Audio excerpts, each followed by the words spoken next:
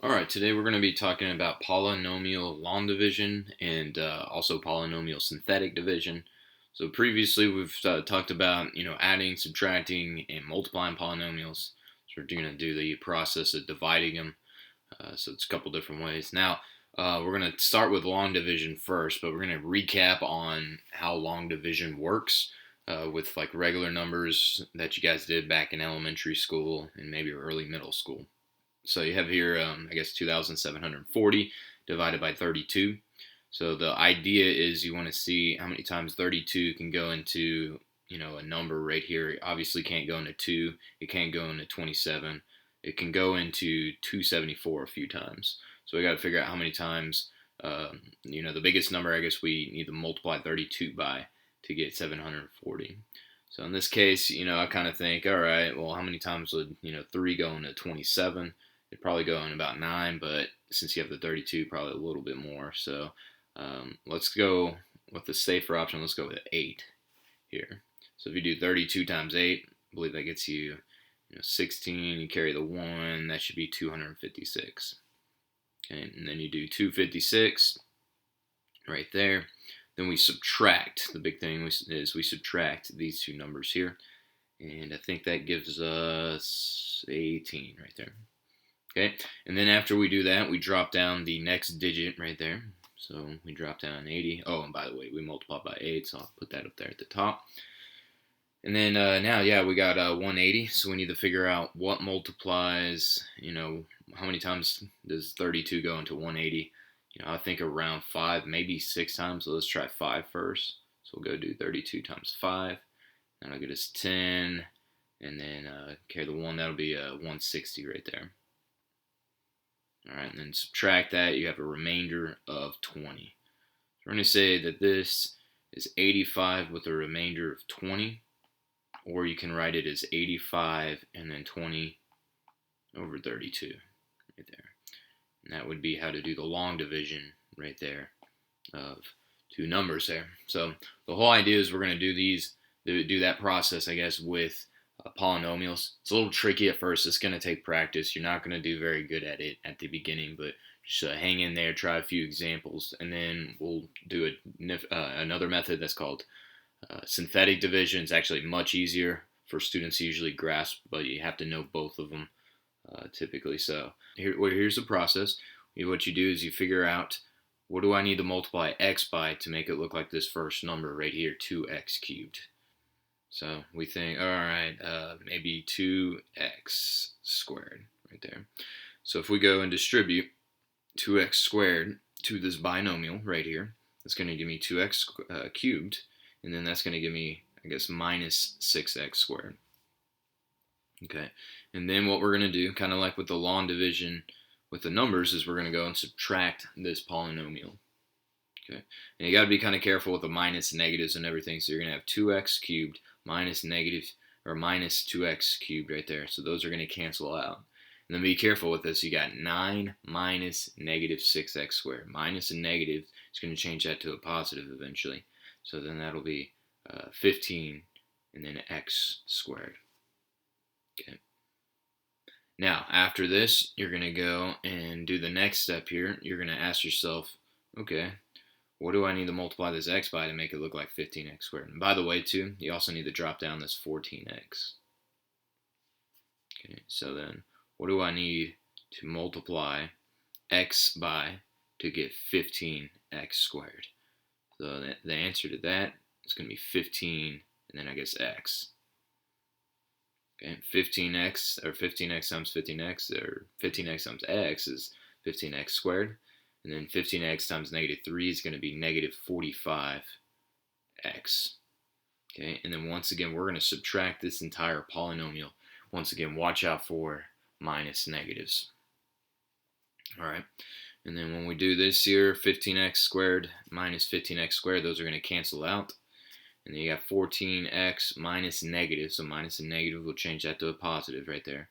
So I think that's going to get us 59x right there. Okay, next thing is drop down that 5, kind of like with our long division when we're doing that over there. So drop down the 5. Oh yeah, we multiplied here by 15x. right, and then we go back and now we ask ourselves here, we're almost done, what do I need to multiply x by to get it to be 59x? So we're going to multiply both of these here by 59. So if you do that here, 59x, that's what you're going to get. And then I guess that's kind of like 60 times 3. So I think this will be negative 177. That's what it'll be right there. Okay, and then once again, we are subtracting that whole thing. So put a minus out there. 59 minus 59, that should cancel out. Okay, and then I guess we'll do 5 minus negative 177. That's going to change those to a positive right there. So that should get us, what is that, 183 right there. And then now we don't have anything else to bring down, so 183 is actually the remainder, right? And here's how you write it. Typically, with these polynomials, we're going to write that the answer came out to 2x squared plus 15x. And then I guess we're going to put the remainder, 183, over what we were dividing by in the first place, this x minus 3 out here, because we couldn't divide 183 by x minus 3, so we write it as a fraction like that. And that is how to write the answer. So, a little tricky at first there, but we're going to do a couple of examples to hopefully, hit this idea home. So, next one here. So, let's see what we got. So, this one we got a trinomial divided by another trinomial, but this one's a different degree. So, we're going to go x cubed, 3x squared, minus 7, and then we got x squared minus x minus 2. So this one won't have as many steps since we're starting with a little bit lower of a power right here. So we ask ourselves now, what do I need to multiply this x by to get x cubed? All right, and to do that, we're going to have to multiply by, I guess, just x, actually. So that's going to give me x cubed, okay, and then minus, I guess, 2, or what is this, x squared. And then notice here, actually, we don't have a regular x term, so it's kind of like we can go put a 0, and actually I forgot to go and do that there, so I want you to put in a 0x right there if it's not there. If there's any gaps, we're going to have to fill in those gaps there. So then our regular x term when we distribute right here will be negative 2x. Okay, and then we're going to subtract this whole thing. So once again, this problem is different because it doesn't have a regular x term. It's only got 3 terms right there. Okay, so when we subtract that, our x cubed should cancel. We're going to have 3x squared minus negative x squared, which is going to basically change that to a positive right there. So that's addition, that'll be 4x squared. Okay, and then we're going to do 0 minus negative 2x minus negative, once again, that'll be a positive right there. So we'll put plus 2x like that. Okay, and then we only got one more thing actually to drop down, so we'll drop down our negative 7. And then we'll go from there. Now we got to ask ourselves, what do I need to multiply x squared by to get 4x squared? Actually, the only thing we can multiply by would be 4. So we're going to distribute that through. So that gives us 4x squared minus 4x, and then minus, I guess, 8. So I'll put a positive 4 up here. Take this whole thing, subtract it. You have 4x squared minus 4x squared, and that's going to cancel out. You got 2x minus negative 4x right there, so that would become a positive 4x when you distribute the negative, so that's 6x, I believe. Okay, and then negative 7 minus negative 8, that should become positive 8 right there, so then that would be, oh, this is a parentheses, I was looking at that for a second. Positive 8, that would be positive 1 right there when you add it. So. And then if you're trying to figure out what multiplies, what do you do x squared by to get 6x? You really can't do anything there, so you're done here. So this thing right here is our remainder right there, 6x plus 1. So the way we write it, we say, all right, we got x plus 4, and then we have the 6x plus 1, and then over what we were dividing by, which was x squared minus x minus 2. All right, and you got to put a plus between the fraction. I don't know if I did that on the first one. Yeah, I did. Okay, so make sure you put a plus right there in front of the fraction, and then you'll be good. So There you go. I think we got one more here that we're going to do here on the next page. And guys, just keep trying it out. You'll get it down eventually if you don't do hot on the homework. We'll do plenty of examples until you guys get it down. So just hang in there on it. All right, so look here. You got 3x cubed, 22x squared, 36x, and then 5. And then we're going to divide by x plus 5. So let's do that. Notice this one didn't have any gaps between the exponents, which is actually kind of nice when that happens.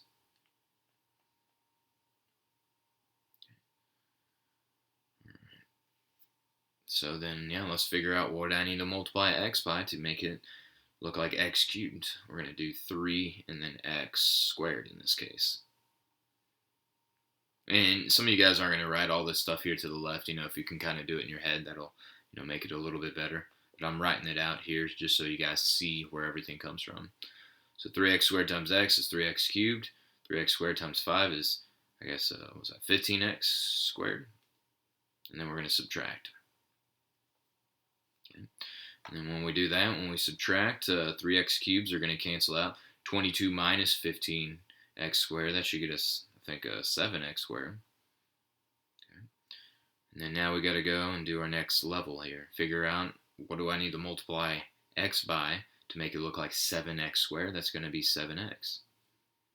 Okay. If we distribute here, that's going to be 7x. Oh, you know what, too? I forgot my 36x. Got to drop that down there. All right, so anyways, we got 7x squared, and then it looks like 35x. All right. Subtract that. Those are going to cancel out. 7x squared minus 7x squared. And then 36 minus 35x right there, that's actually going to give me 1x. So this next part here is kind of nice here. You ask yourself, all right, what do I need to multiply 1x by or x by to make it look like 1x? I guess you could say 1 right there, which isn't really going to change anything. And make sure you drop down your 5 as well. I keep forgetting to do that there. Sometimes I do them in weird orders there. But anyways, 1 times x is 1x, and then 1 times 5 is just 5. And now we're going to subtract this. All right, and then notice actually everything cancels out here.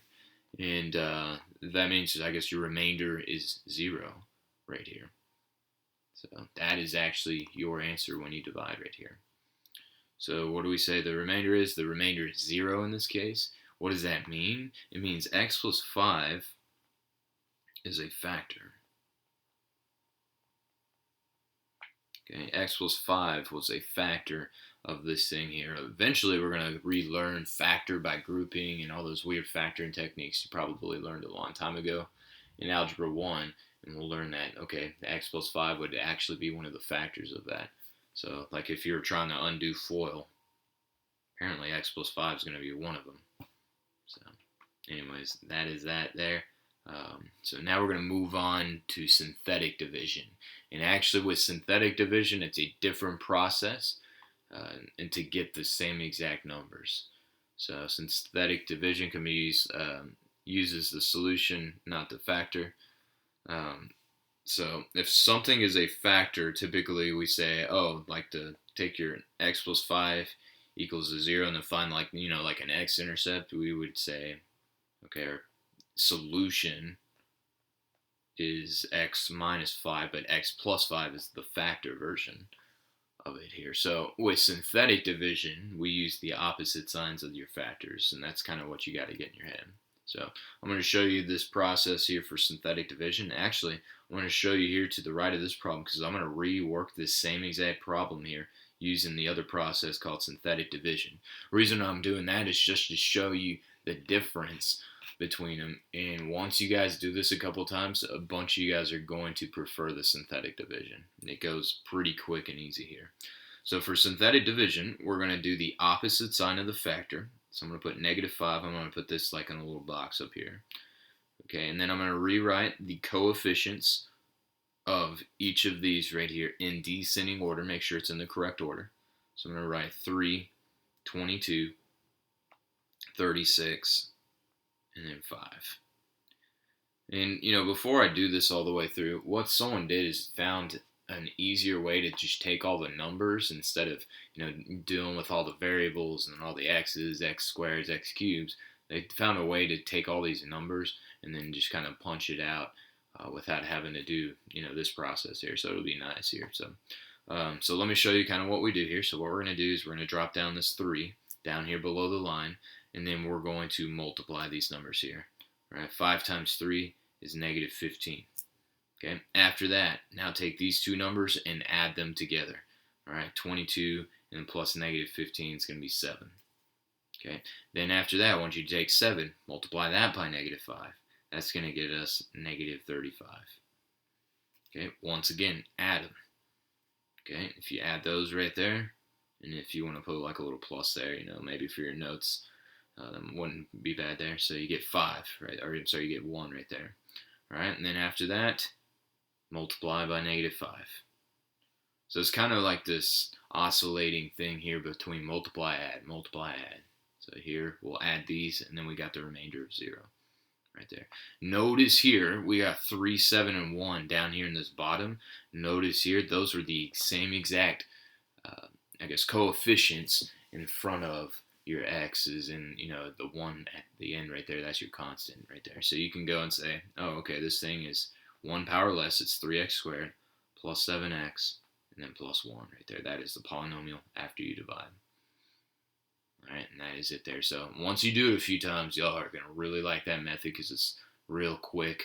Some of you guys are going to be able to punch those out, really quickly when we do those problems. So let's try out this one here. So big thing once again, do the opposite sign of the factor. I'm even going to write that down here, opposite sign of factor. If you were to set that set it equal to 0, you say, okay, that's negative 3. So you're going to use a negative 3 up there in the top left of that box. All right, go write all your coefficients. Check for gaps. If there's something not there, like if this x squared was missing or something like that, you'd have to go and put in a number for that. And we'll do an example here in just a second. All right, so we got 2, positive 1 implied to be negative 8, and then 5. Okay, draw your little line down here, drop down the 2 to begin with, or you could just say, add 2 to nothing right there, you get 2, and then multiply, divide, or I'm sorry, multiply, add. So 2 times negative 3, that's negative 6, right? Take those two numbers, add them, you get negative 5. Now, negative 3 times negative 5, positive 15. All right, after that, add them, you get 7. Okay, now you get 7 times negative 3, that'll be 21, or actually negative 21. There you go, add them. I think you get negative 16 here. So this negative 16 here, that is the remainder. Okay, so here's how you take all this information and rewrite your new polynomial. Take your power, decrease it by 1. So if you divide, you're going to get a 2x squared right here, 2 right there. So 2x squared minus 5x plus 7, and then we had that remainder of negative 16. So I'm going to say plus negative 16 over what you were dividing by. You were dividing by x plus 3 right there.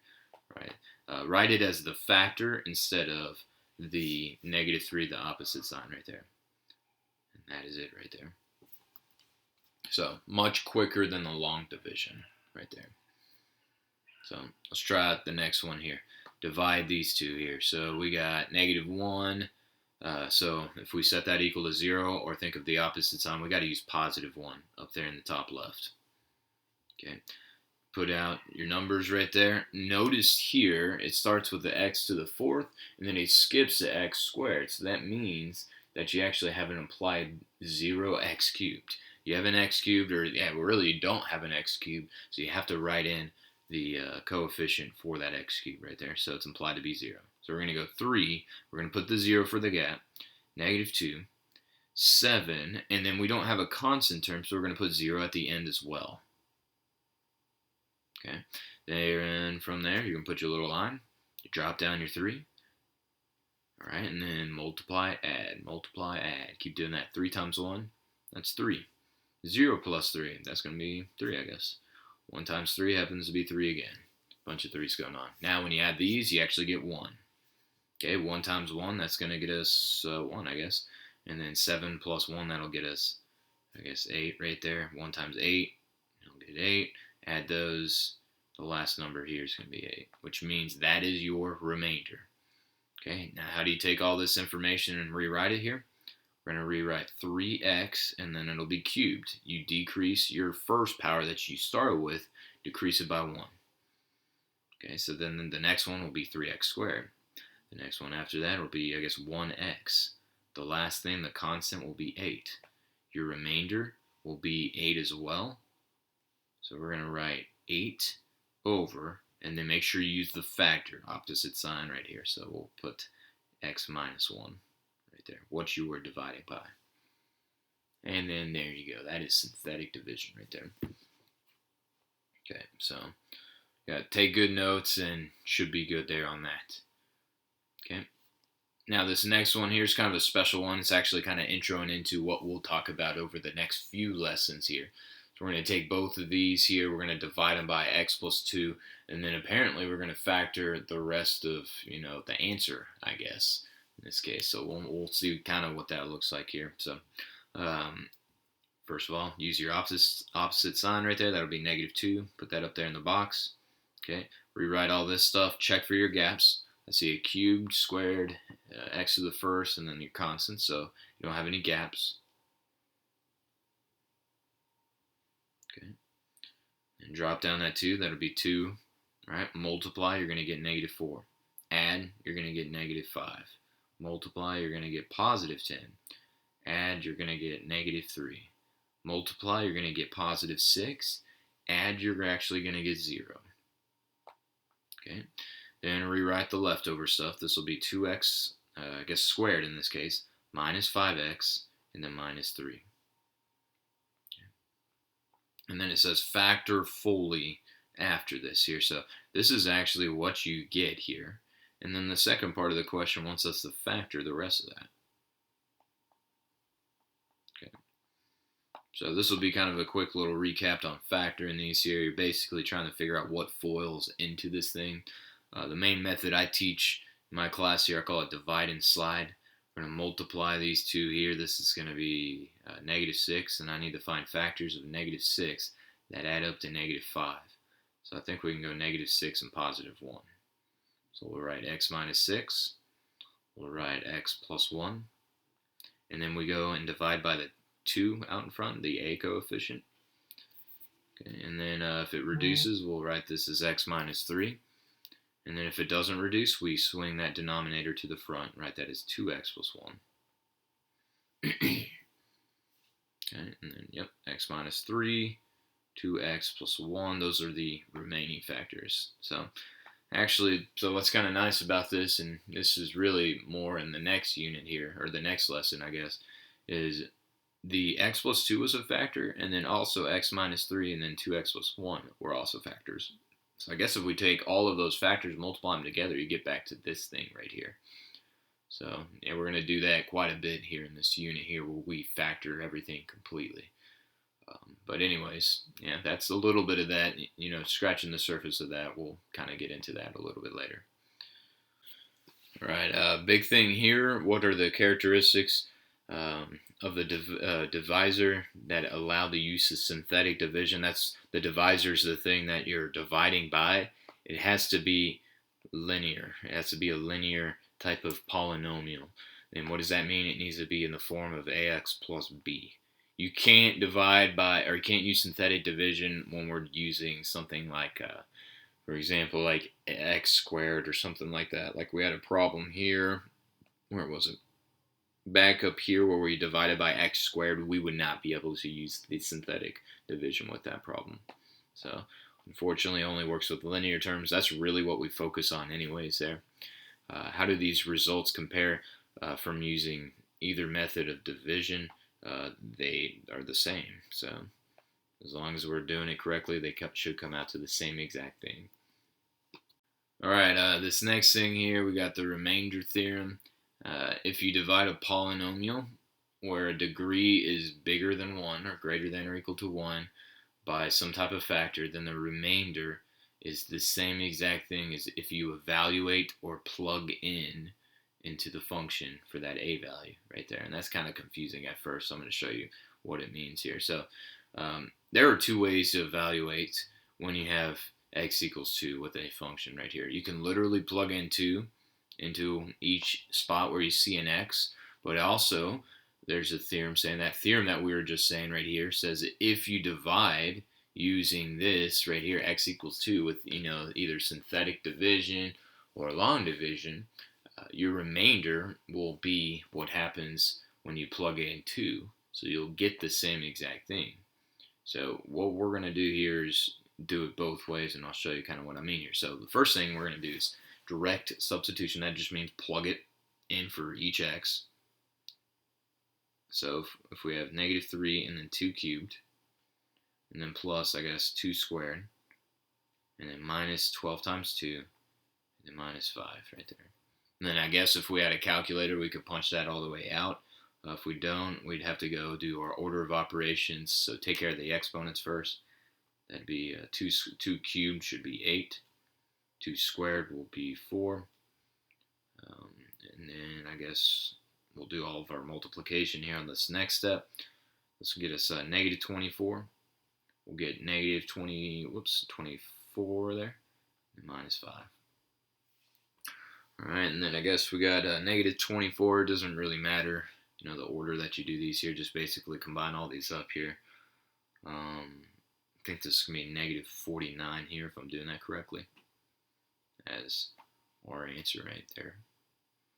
So now what we're going to go and do is see if we get this same exact thing here if we use synthetic substitution. They call it synthetic substitution because we're looking at the remainder. We're going to use synthetic division to do all this here. That's what synthetic substitution means here. So we're going to plug into, that's going to be our thing in the box. Then we're going to write out all of our numbers, 3, 1, -12, -5. And then whatever our remainder is, once we divide here, should be the same exact thing as if we plugged in 2 directly. So sometimes it's a little bit quicker to do synthetic substitution here. So watch this here. Bring down -3. Multiply, that's a -6. Add, that's going to be -5. You're going to multiply, that's going to get you -10. You're going to add, that's going to get you -22. Sorry, I had to think there. And then multiply, that's going to get us -44. And then add, you're going to get -49. And notice that was your remainder right there. Notice that's the same exact thing that we got when plugging in for x right there. So that is that whole entire theorem right there, the remainder theorem. So it can speed up problems, especially if you get real big powers, like powers of 5 and stuff like that, and you didn't have a calculator. That would make your life a heck of a lot easier there. So I think we're going to try out a few more here with the remainder theorem. So we're going to use synthetic substitution to go figure out what these are when you plug in 0. So this one, if we think about it here, if we plug in 0, we're probably going to get -5 here. This would probably be an easier one just to do your, what's it called? I guess your, substitution. But we'll use synthetic substitution here in this case, just to see, practice the process. Let's drop this down, multiply, that gets you 0. Add, you get 1, multiply, you get 0. Add, you get -12. Multiply, you get 0. Add, you get -5. Right there. And that would be exactly the same thing if we took 0 and plugged it back in to each of those spots. Obviously, plugging in 0 directly would be a little bit quicker there on that problem.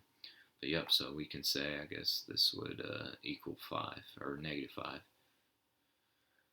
Alright, with this one here, maybe you don't know 3 to the 4th, but you know how to do your synthetic substitution well. So we can do this. Now pay attention here. I noticed this was to the 4th, and I noticed I was missing a term here. So like the one we did before, we're going to write out our terms, but then we put a 0 for the x squared spot since we don't have one.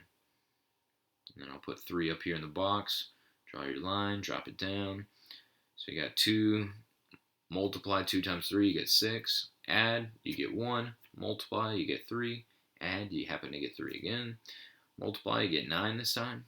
Add, you get 5. Multiply, you get 15. And then add, you get 23. So a little bit quicker than going and doing, 3 to the 4th and then times that by 2 and then doing a bunch of arithmetic. This would be especially useful if you didn't have a calculator. So there you go. Now I guess we're gonna go and oh no, this was the answer there for that right there. I guess I was not putting those in the right spot. And I guess that is it here for today.